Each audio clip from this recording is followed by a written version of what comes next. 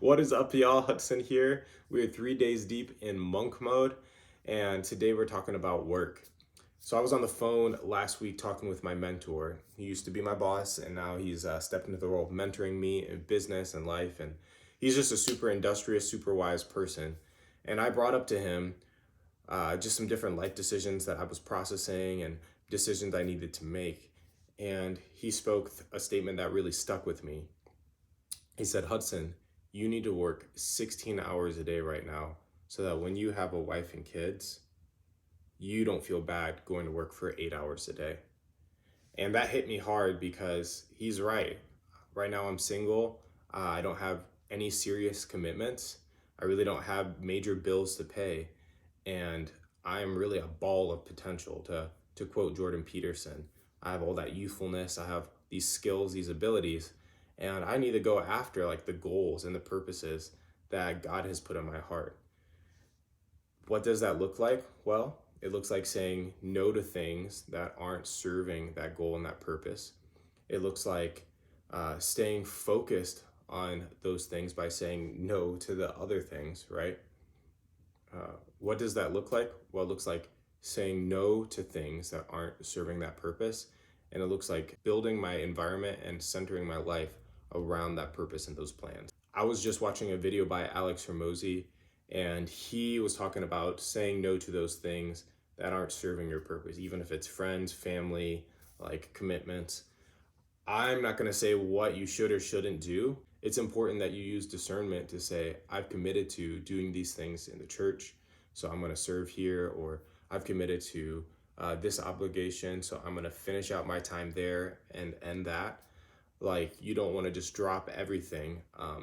To give an example, I recently ended my business that I was running. It was a coffee cart. I think I'd mentioned it in a previous video. And it's really important that I tie up those loose ends, that I finish, servicing people or refunding people, or just emailing people and being like, hey, I'm not in business anymore. I just want to let you know I'm kind of pivoted. I'm doing something else.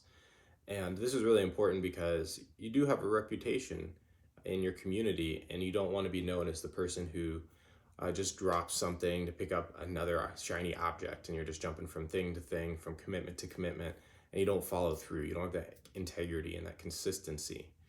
So being mindful that, yeah, you want to say no to other things, but you want to make sure that you follow through with the stuff you have committed to.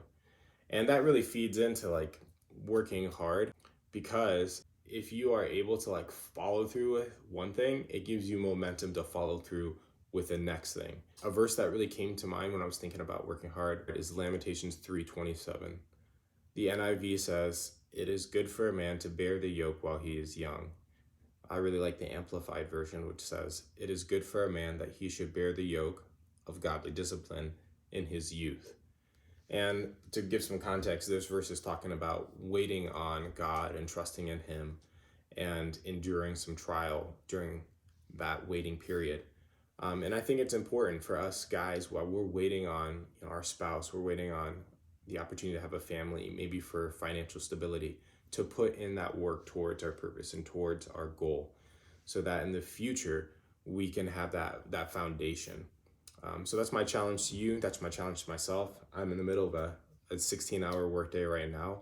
Just put in the time. Figure out your purpose, then put in the time. That's all I got for you guys today. Peace.